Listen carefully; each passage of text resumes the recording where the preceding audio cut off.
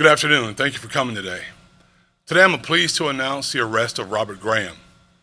Graham's arrest was the result of a long-term undercover investigation by JSO narcotics detectives assigned to the Narcotics Overdose Death Investigations Unit.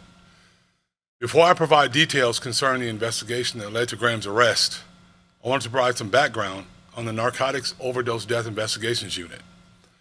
This unique investigative unit was developed in direct response to the recent explosion in overdose deaths.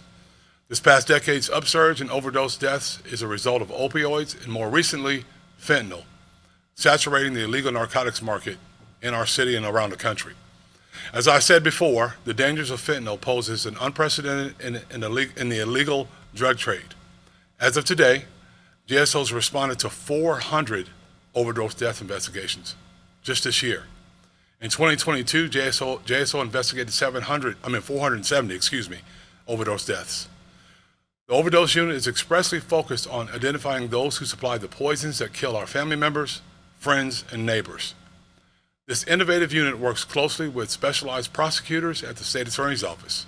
And through this partnership, JSO and the State Attorney's Office for the Fourth Judicial Circuit, has transformed the law enforcement landscape by arresting and prosecuting drug suppliers on manslaughter charges stemming from overdose deaths. Now for a brief summation of the investigation that led to Graham's arrest. This is a criminal investigation being prosecuted by our partners at the State Attorney's Office, so there's limited information that I can provide at this time.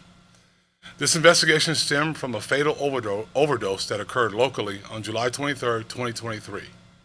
Due to Marcy's Law, which prevents law enforcement agencies from disclosing the identity of victims, JSO is not identifying the deceased victim. When JSO investigators responded to the overdose death scene, they located a variety of drugs, including opioids and fentanyl, on site. Once a medical examiner's office ruled the victim's cause of death as an accident caused by narcotics intoxication, investigators commenced a long-term undercover investigation to identify the source of the fatal drug supply. Detectives soon developed Graham as a primary suspect. Undercover detectives forged a relationship with Graham and made multiple drug transactions with him. During this investigation, detectives gained intelligence that Graham was in possession of firearms and additional narcotics. Detectives also discovered that Graham had an outstanding warrant for aggravated assault with a firearm. Graham is a 44-year-old felon with both a local and national criminal record.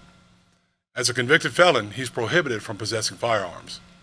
As a result of this investigation, Graham was arrested last week for armed trafficking in fentanyl, armed sale of fentanyl, armed trafficking of methamphetamine, 5 counts of possession of a firearm by a convicted felon, 3 counts of sale of fentanyl, armed possession of cocaine, armed possession of a controlled substance, dealing in stolen property, knowingly possessing a vehicle used for selling drugs, and Graham was also arrested on his outstanding warrant for aggravated assault with a firearm.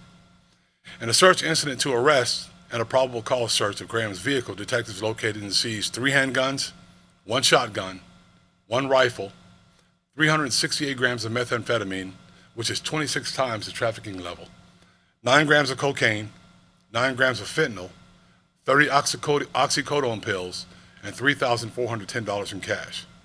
Yesterday, detectives officially arrested Graham for manslaughter pertaining to the fatal overdose from July 25, 2023.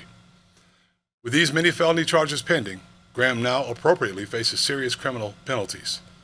The guns that were seized are being forensically examined to determine if they were associated or are associated with any known incidents of violent crime. I'll follow up if we have any notified incidents of such associations. Graham's arrest on manslaughter charge evidences how seriously local law enforcement treats overdose deaths. Those who profit off the pain of those in our community struggling with addiction will be held accountable. 1 overdose death in our community is 1 death too many.